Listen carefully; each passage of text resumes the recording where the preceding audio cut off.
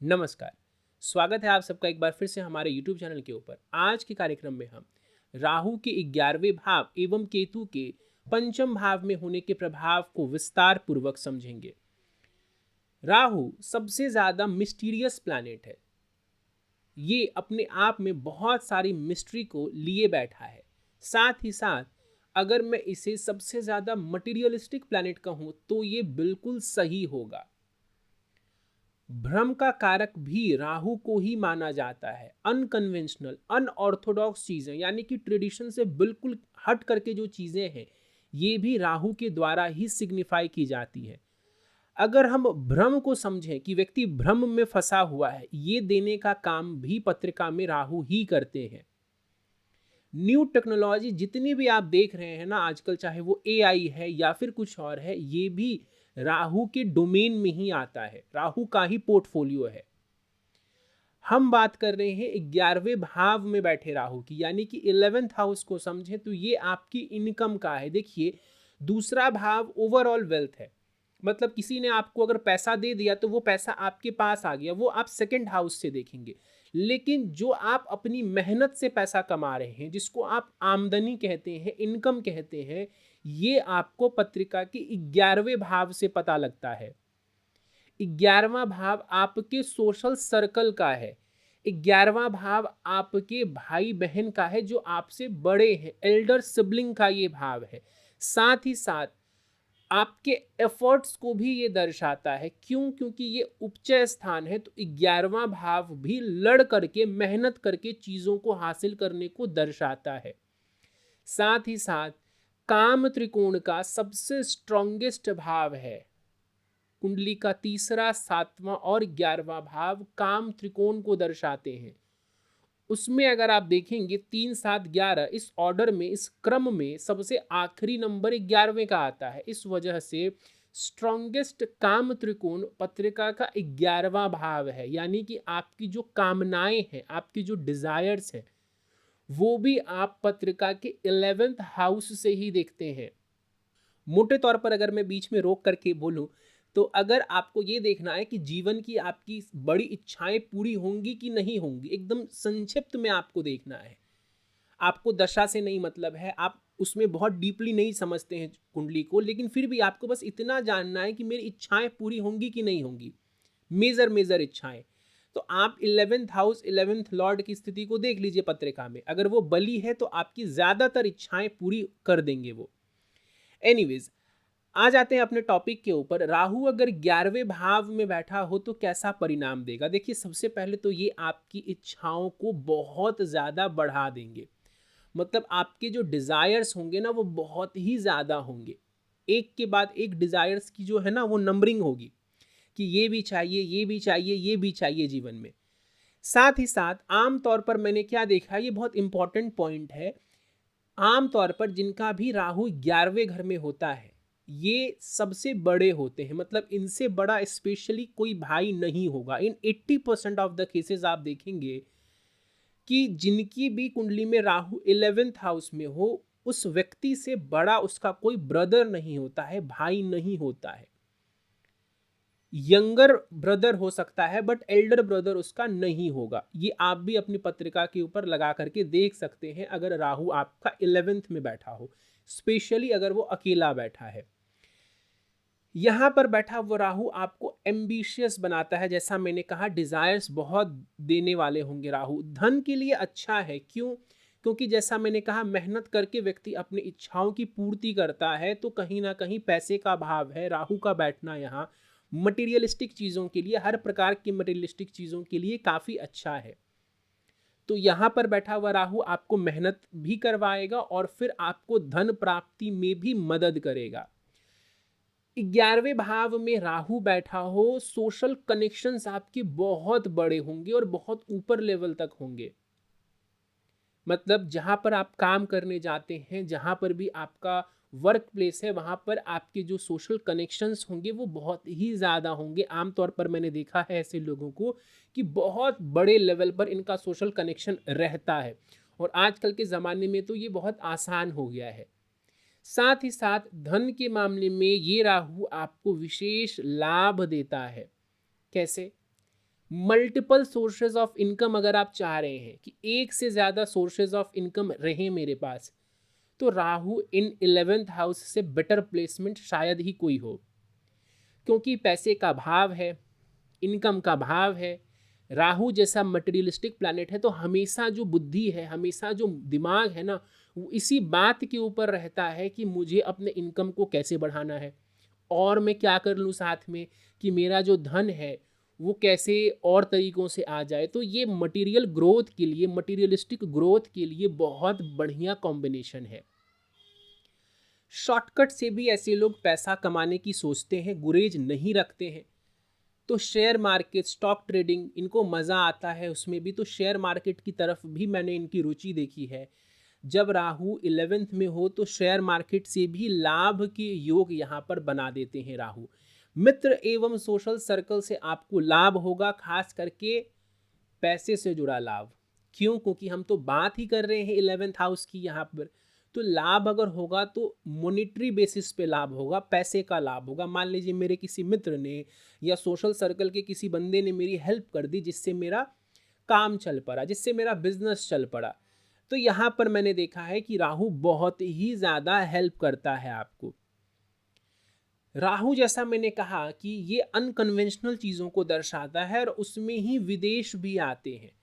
11th house पैसे का है, तो विदेश या विदेशी लोगों से जुड़ के व्यक्ति पैसा बना सकता है।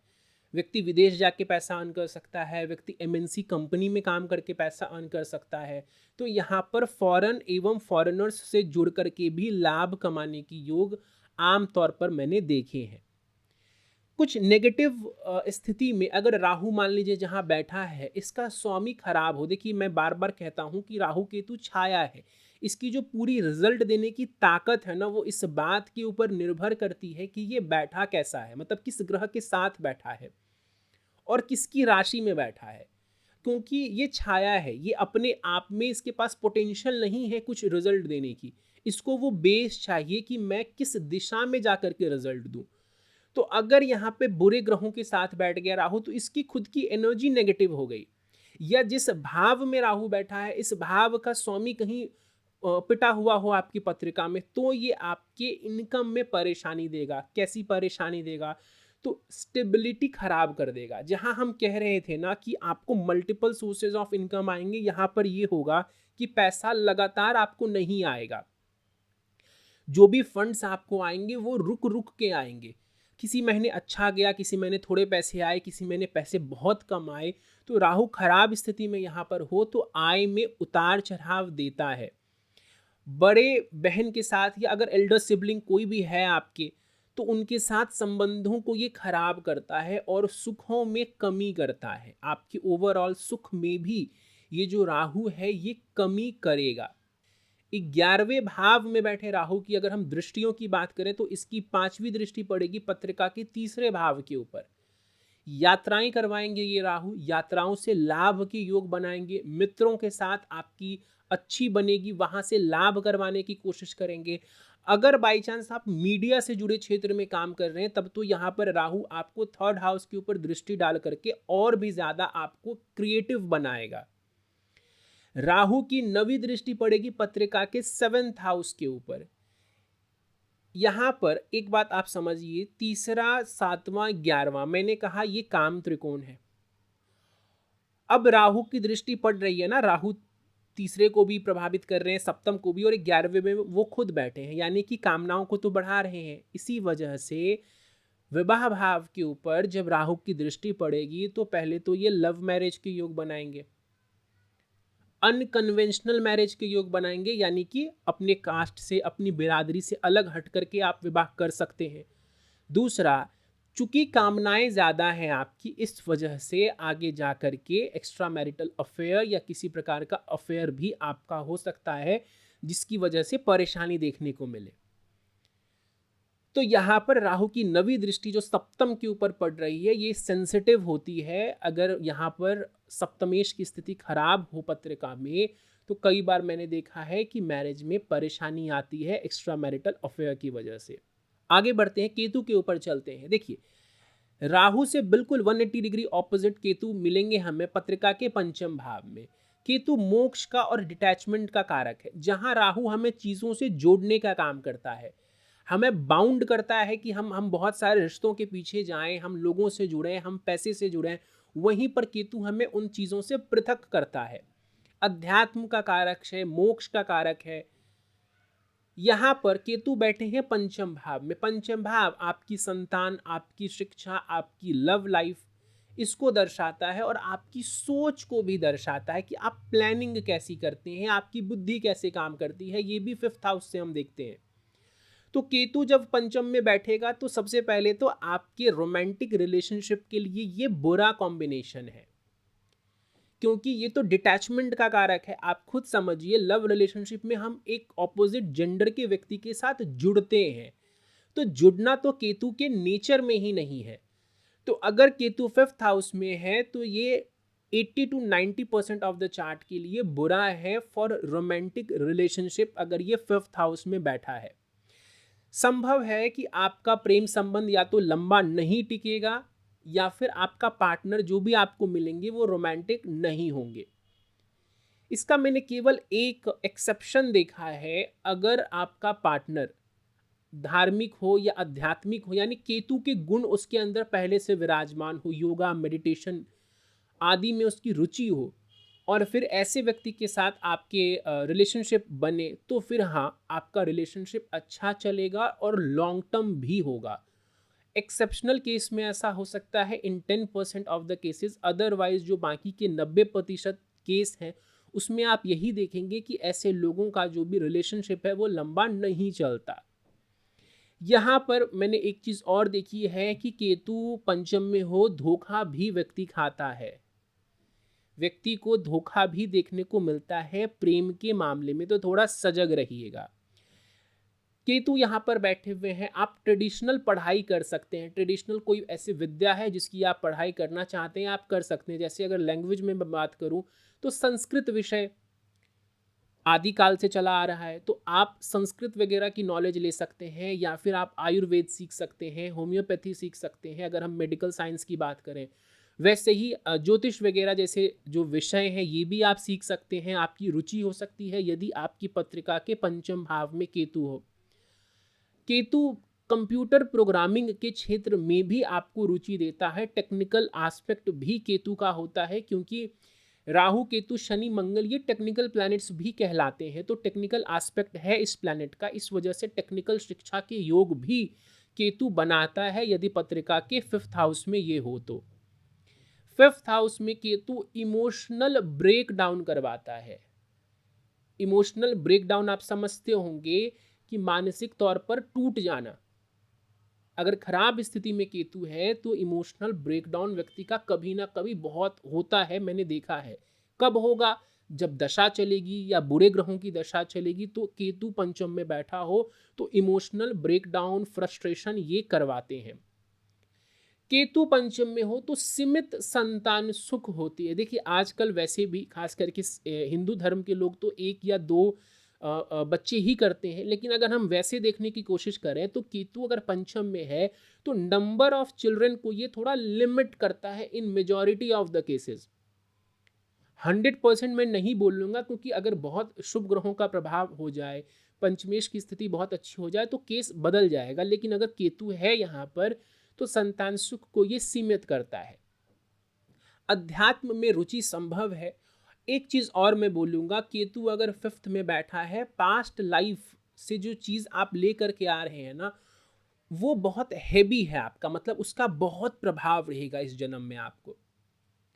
केतु पंचम में है, हमें पता है कि फिफ्थ हाउस पूर्व पुण्य का भी भाव है। अब एक तो भाव पूर्व पुण्य का है, ऊपर से आप ले करके भी वहाँ केतु आ रहे हैं, तो यानी कि पिछले लाइफ के जो जो इम्पैक्ट है ना वो आपको बहुत ज़्यादा देखने को मिलेंगे इस जन्म में।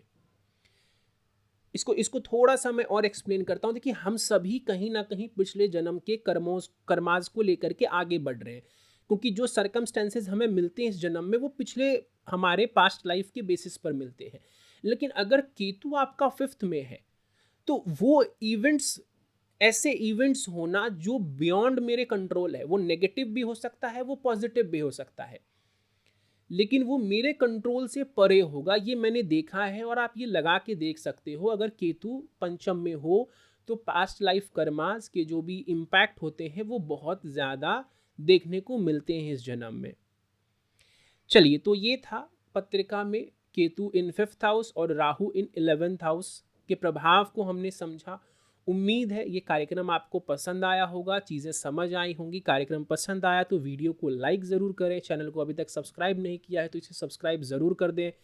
कंसल्टेशन लेना चाहते हैं, स्क्रीन के ऊपर दिए जा रहे व्हाट्सएप नंबर के ऊपर आप हमें संपर्क कर सकते हैं। इस वीडियो में फ़िलहाल इतना ही। आप सभी का बहुत बहुत धन्यवाद।